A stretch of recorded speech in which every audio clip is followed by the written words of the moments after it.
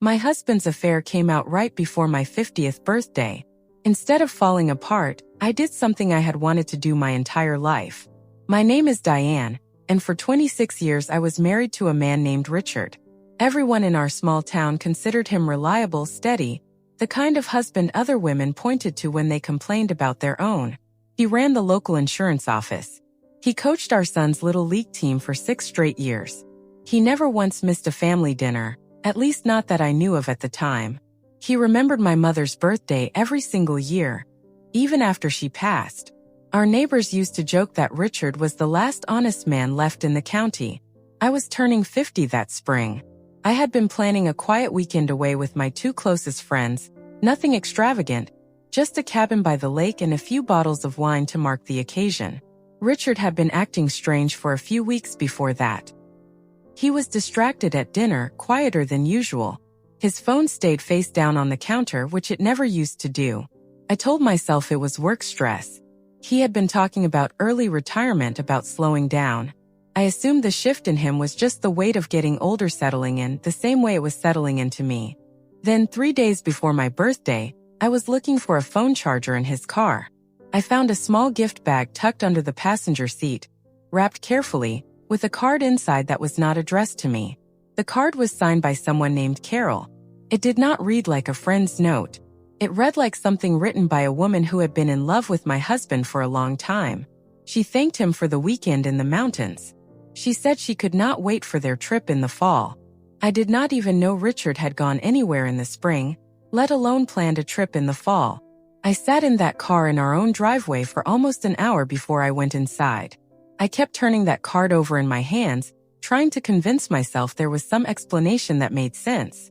When I finally confronted him that night, Richard did not even try very hard to deny it. He sat down at our kitchen table and put his head in his hands. He told me he had been seeing a woman named Carol for almost 3 years. He had met her at a regional conference. She lived 2 towns over. She apparently knew things about his daily life that I did not even know were secrets to keep. He told me it was not about me, that I had done nothing wrong, as if that was supposed to make it easier to hear. He said the marriage had started to feel like routine somewhere along the way, and Carol made him feel like there was still some part of his life that was exciting. He said it so calmly, like he had rehearsed the words in his head more than once. Maybe he had. I remember sitting across from him, hearing the words leave his mouth, and feeling strangely calm in a way that scared me more than crying would have. I asked him how long he had been planning to tell me. He admitted quietly that he probably never would have, if I had not found that card myself. That single sentence changed something in me instantly, more than the affair itself somehow did. It was not just that he had betrayed me for 3 years. It was that he had been fully prepared to let me spend the rest of my life not knowing. I did not scream that night, and I did not throw anything, though I understood completely why some women do. I just sat there at that kitchen table, in the house we had lived in for over 2 decades, and felt the entire shape of my future rearrange itself in front of me. 4 years I had put my own plans on hold for that house, for that man, for that steady, predictable life everyone admired from the outside. I had wanted since I was in my 20s to open a small bakery, something with my name on the sign. But there had always been a reason to wait. Sitting there at 50 years old, staring at a man I no longer recognized, I realized I had been waiting for permission that was never going to come from anyone but myself. I did not sleep that night, not even for an hour. I lay awake next to Richard in the same bed we had shared for 26 years, staring at the ceiling. I kept replaying every small moment from the past 3 years that suddenly made sense in a different light. Every business trip, every late meeting, every time his phone buzzed at dinner and he stepped outside to take the call. I thought about our anniversary dinner just 2 months earlier. He had ordered my favorite wine and toasted to 25 wonderful years. I wondered now if any part of that toast had been honest at all. By morning, I had already made a decision, though I did not tell him right away. I called my friend Susan, the same friend who had planned that lake weekend with me, and I asked if I could stay with her for a few days. She did not ask a single question before saying yes. I moved out of that house within the week. I took only what actually belonged to me, my clothes, a few boxes of photographs, and an old recipe box that had belonged to my grandmother. It was filled with handwritten cards for pies and breads I had not made in years, because there never seemed to be enough time. The divorce took almost 8 months to finalize. Richard, to his credit, did not fight me on much of it, maybe out of guilt, maybe because Carol was already waiting for her turn. We split the house, split the savings, and split 26 years down the middle in a lawyer's office that smelled like stale coffee. Our son was already 24 and living 2 states away. He took the news harder than I expected, mostly because he had grown up believing his father was the reliable one. He did not call me for almost 3 weeks. When he finally did, his voice was tight and careful, like he was not sure whether he was still allowed to be angry at his father without it hurting me more. It took him a few months to really talk to me again the way he used to, but when he did, sitting across from me at Susan's kitchen table, he told me something that stayed with me. He said watching me start over at 50 was the first time he had ever seen me choose something just for myself. That recipe box became the real beginning of everything, though I did not know it yet.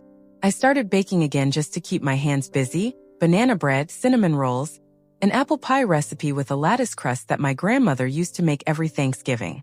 I brought a loaf over to Susan one morning, and she told me, half joking, that I should be charging people for this. I laughed it off the first few times she said it, but she kept saying it, and eventually I started selling small batches out of her kitchen, just to neighbors at first, then to a few coworkers of hers, then to people I had never even met. Within 4 months, I had saved enough from those small sales, combined with my half of the divorce settlement, to put a deposit down on a tiny empty storefront 2 blocks off Main Street. It used to be a dry cleaner and still smelled faintly of chemicals when I first walked through it. Everyone, including my own son at first, thought I was taking an enormous risk at my age. I spent that entire winter renovating the space myself, with help from a contractor named Dennis. I had hired him to redo the plumbing, after the inspector flagged half the pipes as original to the building. Dennis was quiet at first, professional, the kind of man who showed up exactly on time. But somewhere around the 2nd week, he started staying later than his work required, helping me paint walls, telling me stories about his own divorce that made me laugh for the first time in months. He never once complained about the extra hours. He just kept showing up. I opened the doors of that bakery on a cold morning in March, almost exactly 1 year after I found that card in Richard's car.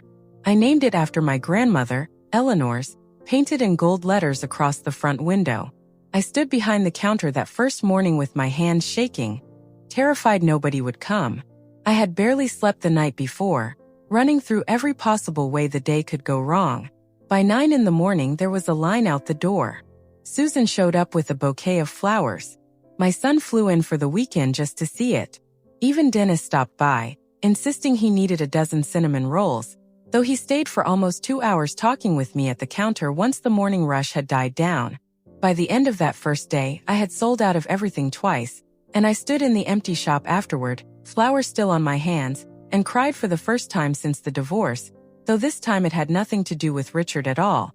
I built that bakery from the ground up over the following 2 years, hiring 2 part-time employees, expanding the menu to include wedding cakes, something I never once imagined doing.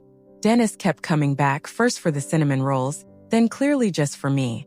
He asked me out properly almost a year after we met, standing right there in the bakery after closing, holding a paint roller in one hand because we had been repainting the back office that afternoon. "I know this is probably ridiculous," he said, setting the roller down, "but I would like to take you to dinner sometime that does not involve either of us holding a paintbrush." I told him I would like that very much, and we both laughed at how long it had taken him to actually ask. 2 years after opening Eleanor's, on the same morning I turned 52, Dennis showed up before the shop even opened, holding a small box tied with string instead of his usual toolbox. He told me that watching me build something entirely my own had taught him more about real strength than anyone he had ever known.